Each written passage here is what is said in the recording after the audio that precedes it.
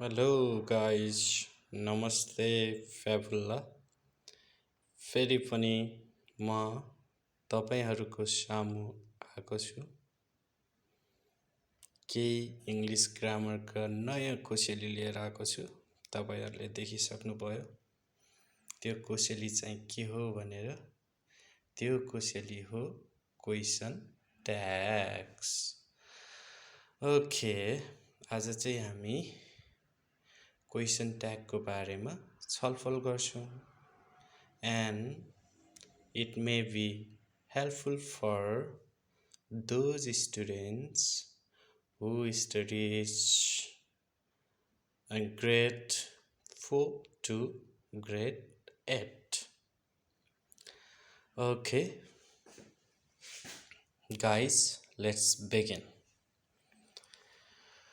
Question tag भनेको के हो त? Question tags are short question at the end of statements. Question tag चाहिँ एउटा short question हो जुन चाहिँ स्टेटमेन्टको अन्तिममा हुन्छ.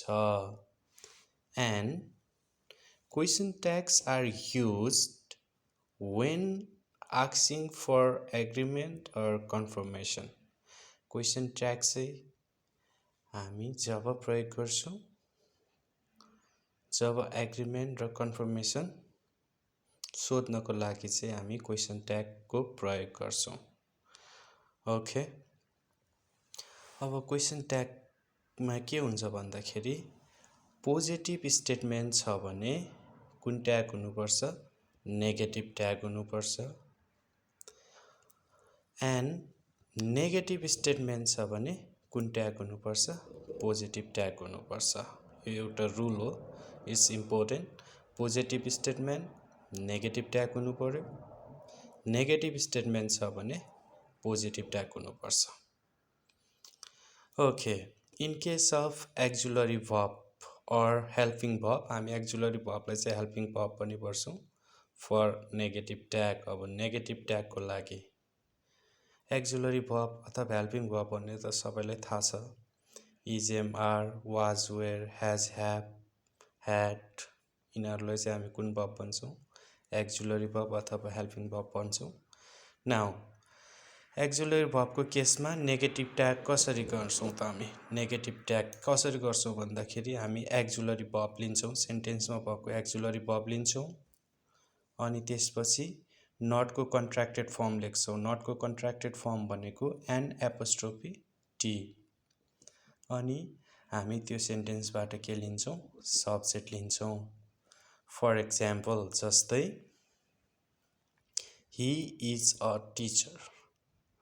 यो एउटा स्टेटमेन्ट हो, यो एउटा सेन्टेन्स हो. यो सेन्टेन्स चाहिँ कुन हो त भन्दाखेरि इट इज पोजिटिभ. यो के छ? पोजिटिभ छ. पोजिटिभ स्टेटमेन्ट छ भने कुन ट्याग हुनुपर्छ? Negative tag. ओके, नेगेटिभ ट्यागको लागि के हुनु पर्यो त? एक्जुलरी भर्ब हुनुपर्छ अनि एक्जुलरी भर्ब पछाडि एन एपोस्ट्रोफी टी हुनुपर्छ अनि फाइनल्ली के लिनुपर्छ? सब्जेक्ट लिनुपर्छ. जस्तै यहाँ छ ही इज अ टिचर. अब यो सेन्टेन्समा एक्जुलरी भर्ब के छ? इज छ. हामी यहाँ इज लेख्छौँ अनि त्यसपछि नटको कन्ट्र्याक्टेड फर्म लेख्छौँ एक्जुलरी भर्बसँगै जोडेर एन एपोस्ट्रोफी टी. अनि यो सेन्टेन्समा सब्जेक्ट के छ? ही छ. हामीले त्यही भएर यहाँ सब्जेक्ट के लियौँ? ही. त्यसै गरी दे आर प्लेइङ, यो पनि स्टेटमेन्ट हो, यो पनि पोजिटिभ छ. त्यही भएर हामी यो फर्मुला युज गर्छौँ. Auxiliary verb plus N apostrophe T plus subject लिन्छौँ. एक्जुलरी भर्ब के छ? यहाँ आर छ, आर लियो, एन एपोस्ट्रोफी टी लेख्यौँ अनि हामीले के लियौँ? यहाँ सब्जेक्ट लियौँ. के छ subject? They. Okay, like that. In case of auxiliary verb for positive tag, अब एक्जुलरी भर्बको केसमा पोजिटिभ ट्याग चाहिँ के हुनुपर्छ? एक्जुलरी भर्ब हुनु पर्यो अनि के हुनु पर्यो? Direct subject. जस्तै for example she is not singing. Not लागेपछि सेन्टेन्सहरू के हुन्छ? नेगेटिभ हुन्छ। त्यही भएर नेगेटिभ सेन्टेन्स छ भने कुन ट्याग हुनुपर्छ? Positive tag. So positive tag हुनको लागि के हुनु पर्यो? एक्जुलरी भर्ब प्लस सब्जेक्ट हुनु पर्यो। त्यही भएर यहाँ आएर यहाँ लेखेको छु सी इज नट सिङ्गिङ मा पनि कुन छ त एक्जुलरी भर्ब? इज छ। इज लियो एक्जुलरी भर्ब अनि डाइरेक्ट हामीले के लिन्छौँ? सब्जेक्ट। सब्जेक्ट के छ सेन्टेन्समा? सी छ। त्यही भएर हामीले यहाँ के लेख्यौँ? सी। अर्को छ you are not dancing. Same not लागेपछि नेगेटिभ भयो सेन्टेन्स। नेगेटिभ भएपछि कुन ट्याग हुनुपर्छ? पोजिटिभ। त्यही भएर यहाँ एक्जुलरी भर्ब हेर्ने आर लेख्यौँ एन्ड हाम्रो सब्जेक्ट के छ? यु छ। यु। ओके। देन अर्को छ इन केस अफ B1 भनेको verb 1, in case of B2 भनेको verb 2 and in case of B5 भनेको verb 5 for negative type negative tag. Okay. Verb 1 को केसमा नेगेटिभ ट्याग के हुनुपर्छ त? भर्ब 1 छ भने डोन्ट प्लस सब्जेक्ट हुनुपर्छ। जस्तै दे प्ले फुटबल छ। अब दे प्ले फुटबलमा एक्जुलरी भर्ब छैन। एक्जुलरी भर्ब छैन भने त्यो सेन्टेन्समा मेन भर्ब हुन्छ। यहाँ मेन भर्ब के छ? प्ले छ। यो प्ले चाहिँ कुन भर्ब हो त? भर्ब 1। भर्ब 1 को केसमा के हुनुपर्छ? Don't plus subject. त्यही भएर हामीले यहाँ के लेख्यौँ? डोन्ट लेख्यौँ अनि हाम्रो सब्जेक्ट के छ? दे लेख्यौँ। ओके। त्यसै गरी in case of verb 2, verb 2 को केसमा के हुनुपर्छ? Didn't plus subject. त्यही भएर for an example she sang a song. अब यहाँ पनि हेल्पिङ भर्ब छैन। हेल्पिङ भर्ब छैन भनेपछि यहाँ के छ त? मेन भर्ब छ। मेन भर्ब चाहिँ कुन हो त? यहाँ स्याङ हो। सिङको भर्ब 2 स्याङ। त्यही भएर भर्ब 2 को केसमा के हुनुपर्छ? डिन्ट। त्यही भएर हामीले यहाँ के लेख्यौँ? डिन्ट लेख्यौँ अनि हाम्रो सब्जेक्ट के छ? यहाँ सी छ। हामी यहाँ के लेख्छौँ? सी। त्यसै गरी in case of verb 5, verb 5 को केसमा के हुनुपर्छ? डजन्ट प्लस सब्जेक्ट हुनुपर्छ।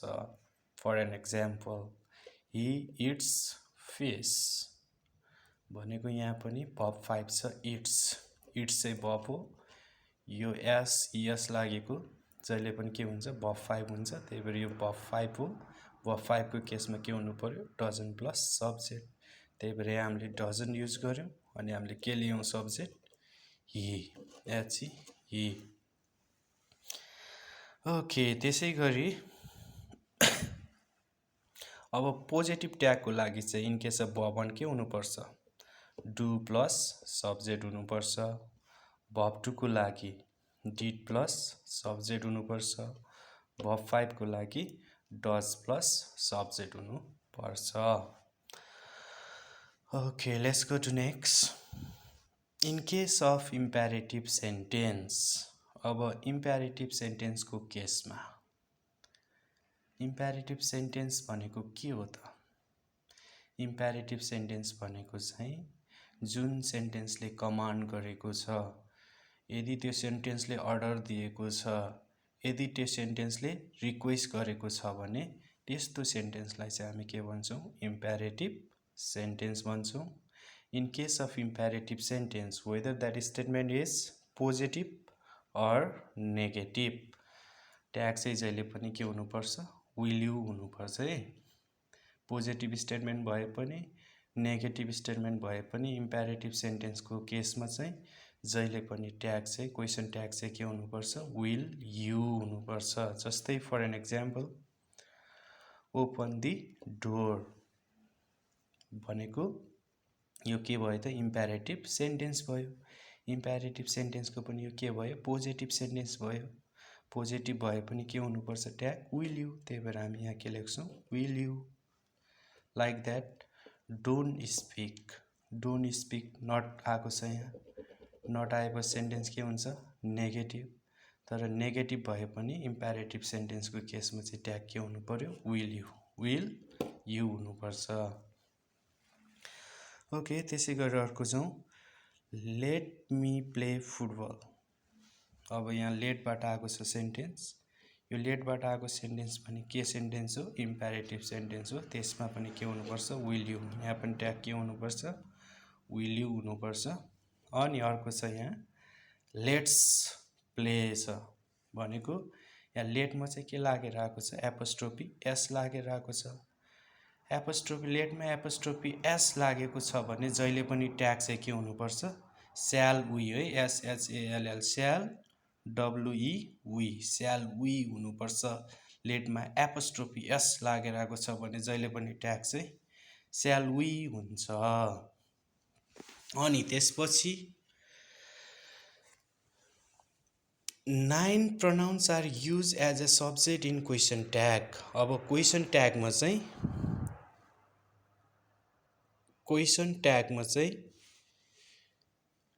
हामी 9 प्रोनाउन्सहरु युज गर्छौं सब्जेक्टको रूपमा है, सब्जेक्टको रूपमा। कुन प्रोनाउनहरु युज गर्छौं त? I, he, she, we, they, it, you, their, one। These are the 9 pronouns and these 9 pronouns are used as a subject in question tag। question tag मा चाहिँ जहिले पनि सब्जेक्ट चाहिँ pronoun नै हुनुपर्छ है, pronoun नै हुनुपर्छ। यदि noun छ भने पनि त्यसलाई केमा चेन्ज गर्ने? pronoun मा चेन्ज गर्ने। त्यसलाई pronoun ले रिप्लेस गर्ने त्यो noun लाई। जस्तै फर एन एक्जाम्पल यहाँ लेखेको छु मैले हरि क्यान डान्स भनेको यहाँ सब्जेक्ट के छ? हरि। हरि भनेको के हो? नाउन हो। नाउन हो, तर यो नाउनलाई हामी केले रिप्लेस गर्छौं? प्रोनाउनले। किनकि क्वेशन ट्यागमा चाहिँ सब्जेक्ट जहिले पनि के हुनुपर्छ? प्रोनाउन हुनुपर्छ। यहाँ क्यान भनेको मोडल वर्ब छ।